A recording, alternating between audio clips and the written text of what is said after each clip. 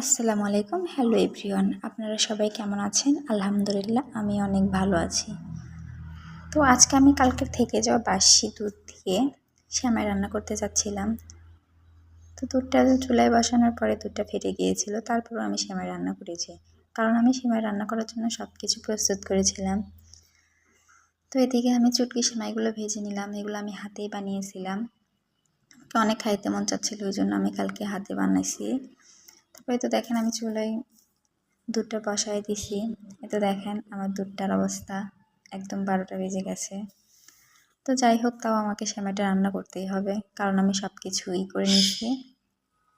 তো আমি সেমাইগুলো দিয়ে ভালো করে একটু ফুটিয়ে নিচ্ছি।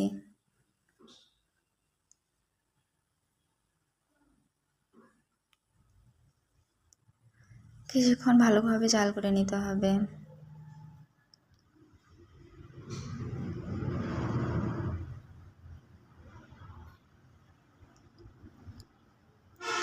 আজকে আমি এরকম ফেটে যাওয়া দুধ দিয়েই সেমাই খাবো, সেটাও আবার হাতে বানানো চুটকি সেমাই।